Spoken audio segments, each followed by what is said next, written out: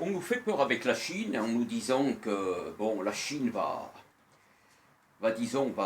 bouffer le monde, mais je crois que c'est complètement de l'illusion parce que en réfléchissant bien, quand on analyse l'économie, je veux dire d'un point de vue objectivement, quoi, les réalités, on s'aperçoit qu'on se fout de la gueule on se fout la gueule du monde, qu'on se fout des gens. Bon, un exemple, on taxe les produits alimentaires, c'est-à-dire la bouffe, quoi, ce qui permet aux gens de vivre, c'est-à-dire aux gens modestes, aux petites gens, l'alimentation, c'est taxé à 10%. Donc ça, en fait, c'est... Et on défiscalise les produits financiers. Les produits financiers sont défiscalisés et protégés dans les paradis fiscaux. Donc ce qu'il y a, c'est que les riches, en fait, les riches ne payent pas d'impôts, ils sont défiscalisés, ils vont se cacher dans les paradis fiscaux, alors que les petites gens, les gens modestes, c'est eux qui sont taxés en fait. En allant acheter de la nourriture, il y a des taxes sur tous les produits. Donc en fait, c'est eux qui payent des impôts. Donc il faut bien comprendre le système dans lequel on est. Ce sont les petites gens, ce sont les gens modestes qui sont taxés, qui payent des impôts. Il faut le savoir ça. Les riches, ils sont protégés. Il y a des montages fiscaux, il y a des systèmes qui leur permettent d'échapper à l'impôt. Voilà, ils ont les moyens de le faire et ils ont des gens qui les conseillent parce qu'ils en ont les moyens. Donc pour en revenir à cette histoire de monde dans lequel on vit, ce capitalisme-là, qui est issu du mercantilisme et notamment de ce qui s'est passé avec le protectionnisme au XIXe siècle, qui a engendré non seulement la Première Guerre mondiale, mais la Deuxième Guerre mondiale.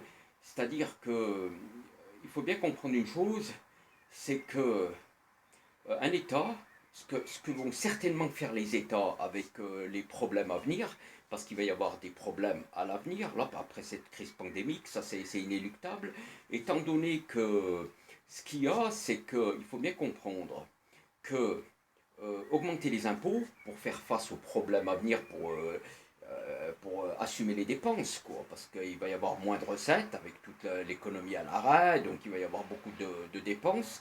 Et augmenter les impôts, c'est compliqué, parce que les impôts, ça pose de gros problèmes, parce que, par exemple, si vous augmentez les impôts, il y en a qui ont plus, je veux dire, ils ont plus envie de... Il y a des investisseurs, des entrepreneurs, des gens qui travaillent, ils n'auront plus envie de travailler parce qu'ils vont dire tout ce qu'on, les efforts qu'on fournit, c'est les impôts qui nous les bouffent, quoi. On paye tout en impôts. L'impôt, c'est compliqué. Augmenter les impôts, ça désincite quoi, à l'effort et au travail. Donc, il n'y a que la dette. Donc, il va falloir emprunter. Et là, c'est une autre histoire.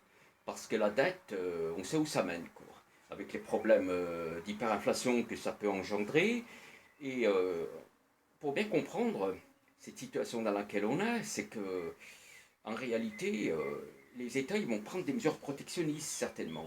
Donc des taxes douanières, ils vont se protéger par rapport à la situation dans laquelle on est, et ça va provoquer des tensions au niveau mondial, parce que actuellement on sait que la Chine, c'est l'usine du monde.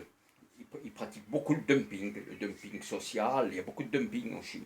Et ce qui va se produire, c'est que les États-Unis et l'Europe, ils vont réagir. Et par rapport à cette situation, politiquement, ils vont prendre des mesures pour, euh, pour se protéger, en fait. Et ça va certainement être des mesures protectionnistes.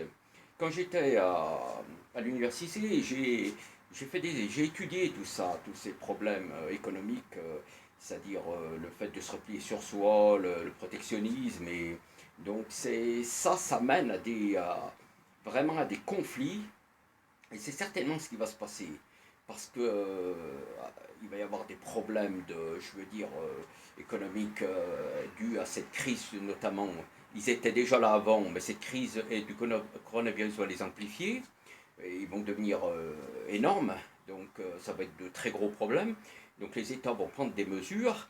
Et donc il va y avoir des mesures je veux dire, de rétorsion, des mesures de protectionnisme, certainement. Et ça va engendrer des tensions à l'échelle planétaire, quoi.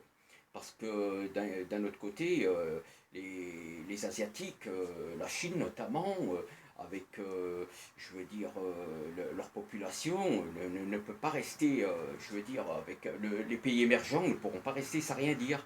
Et ça va certainement mener à un conflit, tout ça. Il va y avoir, là, il y a un conflit qui est en train de couver, quoi. Un conflit entre l'Asie et l'Occident, entre la Chine et les États-Unis. Il y a quelque chose qui est en train de couver, et on le sent avec tout ce qui se passe, notamment avec tous les retournements de situation qu'il y a dans certains pays, comme Israël. Par exemple, la Chine essaie de se rapprocher d'Israël, et ça veut dire quelque chose, quoi. Et en plus, en novembre, il y a les élections aux États-Unis.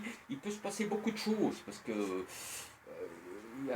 on sent que ça couvre, on sent que ça couvre, et là, c'est en train de chauffer, et on se demande si on ne va pas vers un conflit planétaire, un conflit mondial, d'ici quelques mois ou dans les prochaines années là qui viennent. Ça sent le conflit, quoi. Ça sent vraiment une espèce de, je dirais, ce capitalisme en fait, ce capitalisme de ceux qui détiennent le capital et qui pensent qu'au profit va exploser, parce qu'il est pas, il est infondé actuellement. Je veux dire, d'un point de vue, je veux dire, c'est un capitalisme financier qui ne cherche que le profit, il tient sur rien. C'est un géant au pied d'argile, quoi. Ça peut s'écrouler du jour au lendemain. Toutes ces spéculations et cette finance. Et ça, voilà, il y a quelque chose qui couvre, là.